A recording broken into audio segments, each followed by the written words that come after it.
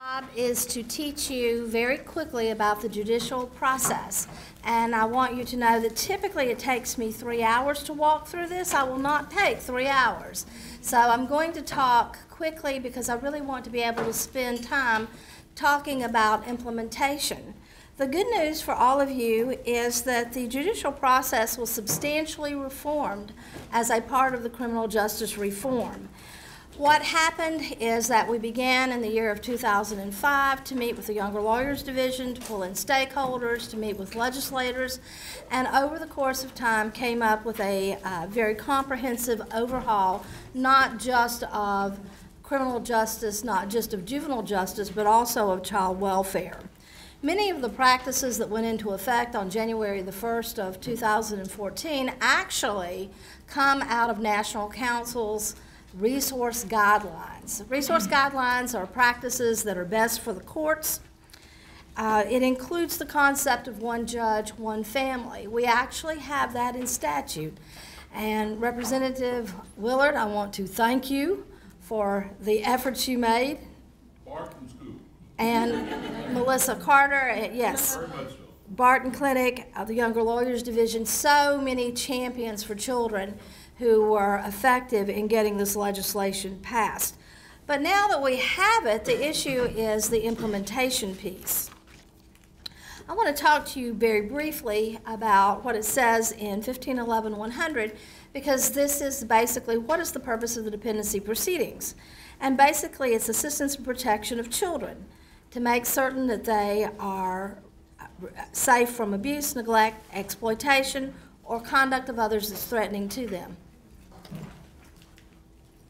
So I've got it if somebody wants to put it up, but otherwise I'm not stopping. I'm just rolling on through. Our goal, of course, is to conduct our hearings expeditiously as judges and to afford the greatest protection possible for children. We look at health, we look at safety, and best interests. And the word used in the statute is all of those things are paramount. It's called judicial. So I didn't realize it wasn't loaded. I'm sorry. Okay, it's all right. And no, that's not, that's that one. Mm-hmm. Thank you. You're welcome.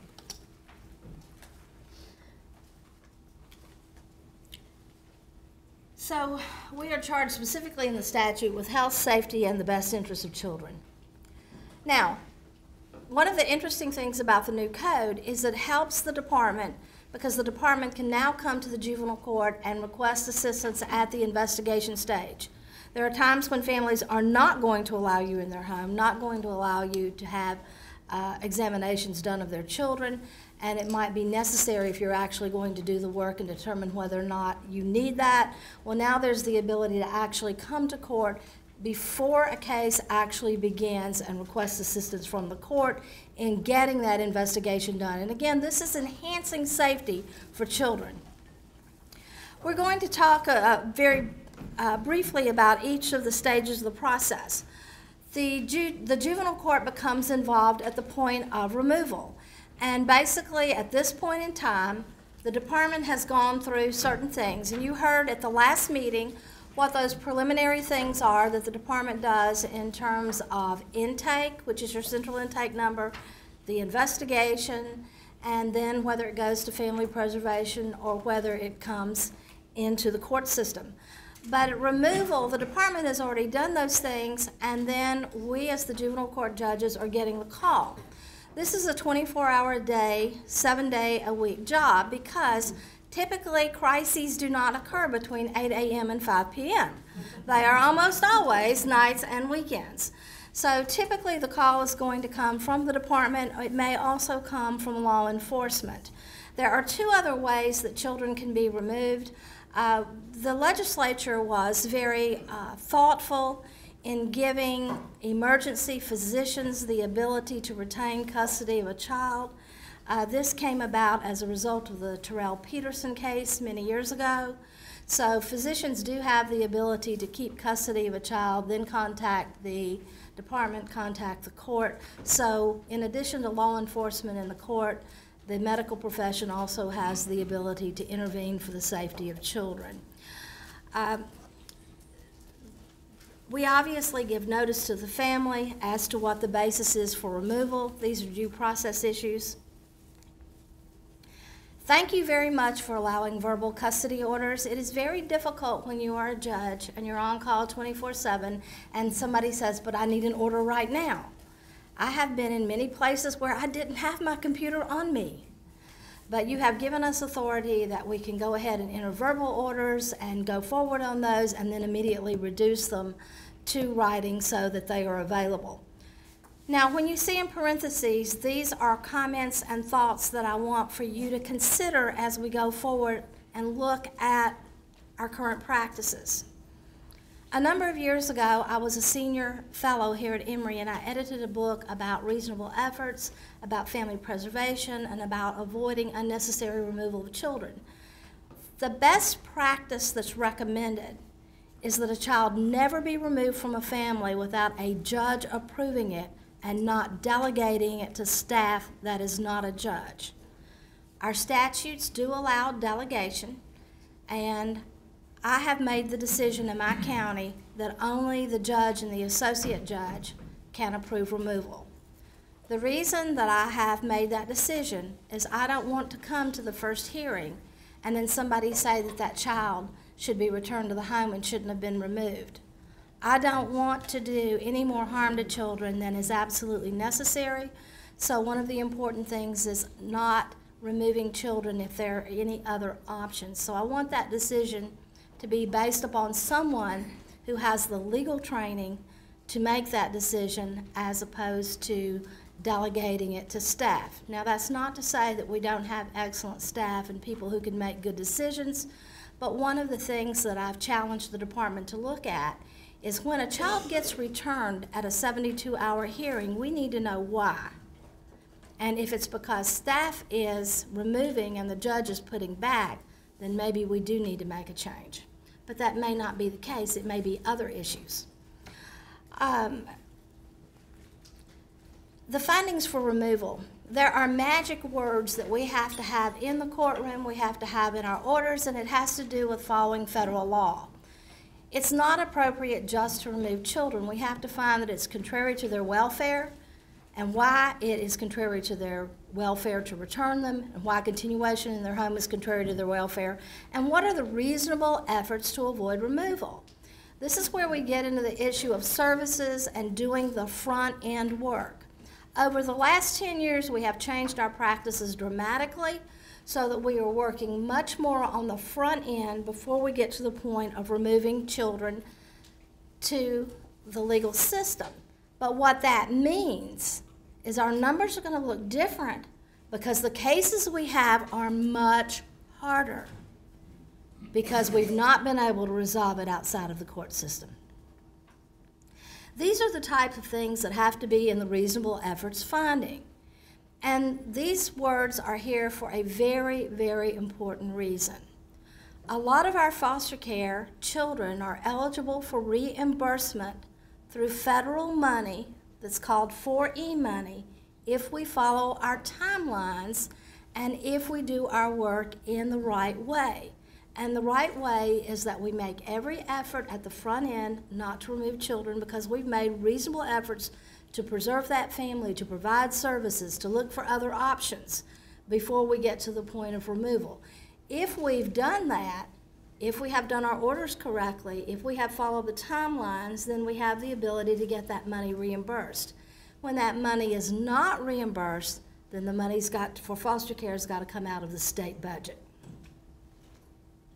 These are some of the factors of what we as the judges are asking. Were the services relevant? Were they adequate? Were they culturally and linguistically appropriate?